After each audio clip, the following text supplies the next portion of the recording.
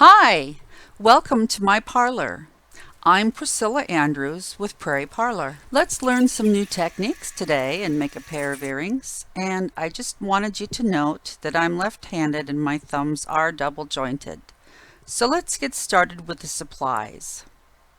First, we're going to use a turquoise of whatever your choice and make yourself a template for the top of the earrings.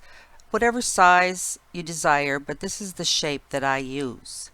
Next, we're going to make the dangle.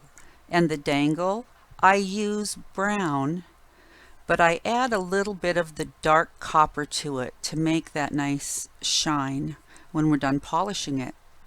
You're going to need jump rings, and I used brass for these. And then you're going to need earring backs to be glued on to the turquoise pieces. For these earrings, you're going to also need an exacto knife.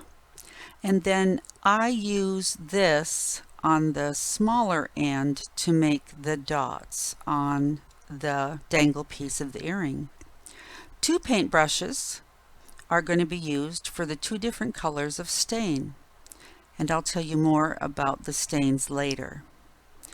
But I'm using dark brown and white today. Your blade.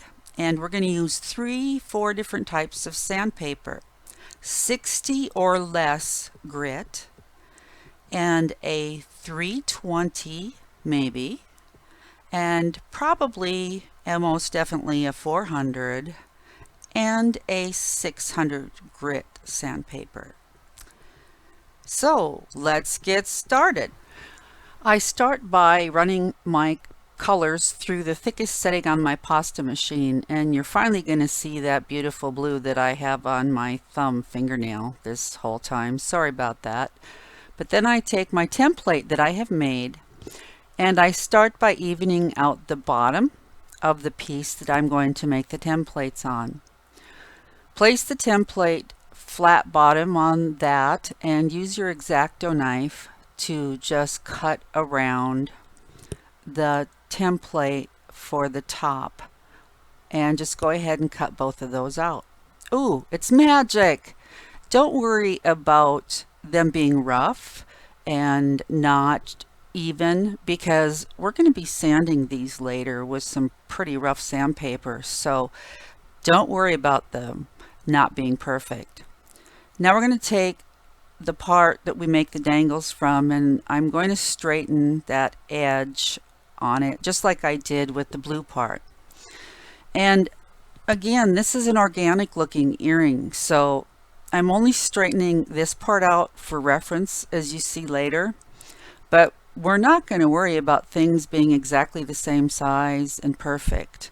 But cut this in half, and now you're going to use your top piece for a guide, and you're going to make it just a little bit narrower than the top piece is. And don't worry if it's not perfectly straight or if it's got a point that sticks out somewhere, because we're going to be sanding them and it's organic. So cut them to whatever length you want. I'm doing the short ones, but those long ones look kind of neat actually. But for today, this is what we're doing. So now take the smaller end of whatever tool you're going to use, whatever design you want, and just start putting them wherever you want. I like asymmetry. So here I have a symmetrical asymmetric pair. So let's bake them. Here are our nice and shiny baked pieces of earring. Isn't video magical? So what we're going to do is start sanding them. I start with a 60 grit or less sandpaper, and we're just going to rough these little pieces up. Just push as hard as you can and scratch as hard as you can. And you can see that you're starting to make some scratches in the top. Now sand the front of all 4 of those pieces, and don't forget the corners and the sides, but you don't have to do the back of those top pieces. I'm happy with that. but I would like you to do both the front and the back of the bottom piece. There, now both the tops and the bottoms are done, and I'm real happy with the scratches that I have gotten in there. So what are we going to do next? We're going to stain the earrings. And how do we do this? Well, I just used some wax paper folded up for each of them because I'm using different colors for each one. And my paint is a mixture of 1 part craft paint to 9 parts of water. I mix it up real well, and then I always shake it well before I use it. Remember not to let it get too thick. And always, if you have some holes or textures or really deep scratches or lines, make sure you poke the paint inside there because it will not naturally go. Make sure you wipe all the excess and it will be easier later. Now I'm going to use what I have for my dark brown. It has a little hint of an espresso metallic in it. And remember to get the edges, but you only have to do both sides of the dangle part. So when the first side is dry, just go ahead and paint the back. I usually start with a 400, and it's a wet dry, but don't use it wet. And I start to sand off as much as I can and see what it looks like. A lot of times if you have too much of that stain on it, you have to go try the 320, and by rubbing that and rubbing it a little harder, you'll get a little bit more of that white off. So here, there's a pretty good start. So then I'll go to the 400 and start to try and get a little bit of a shine on it. Now, this is totally up to your discretion, what you want to do. I like to have the texture, but have it buffed up to a nice shine. And this is what I get. And I'm sorry you can't see it better. I really flunked that course in videography, didn't I? But they look pretty good. I hope you can see that.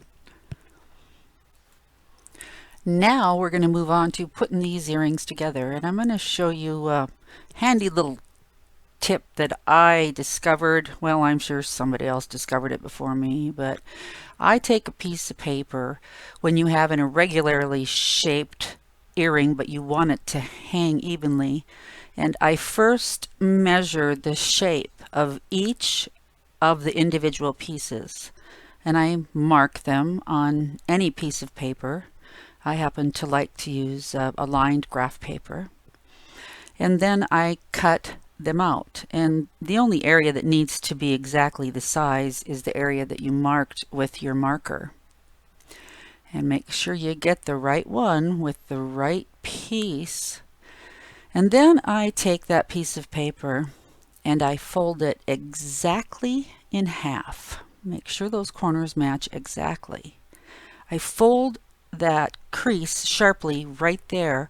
I mark the center, and then I place it underneath the piece that matches the paper, and without screwing up like I did here and moving everything around a lot, I mark the exact center of that irregularly shaped.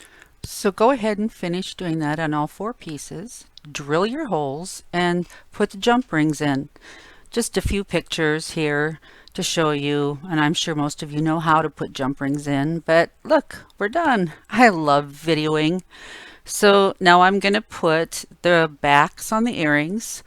I use some E6000 jewelry glue, and I just find it easier to put a little dab on a piece of paper, and I take the earring back and I dab it in the little, well, I dab it again too, and then I put it on the back of the earring and center it. And while we're waiting for these to dry, this is how I cheat and say I did 2 videos in one, really, but I wanted to share a few more pieces in which I used this same texture technique in, and used various colors of both clay and various colors of staining on. You can get a myriad effect, and I'm just in love with this process because you can take any plain old or fancy, this is a Makani origami sheet that I textured with black stain, and you can just take plain old beads, run them across sandpaper, and get a nice texture on them like this. So your results are really unlimited, only to your imagination. So our earrings look like they're dry and they're done. I hope you enjoy. I hope you let your mind set free and come back again.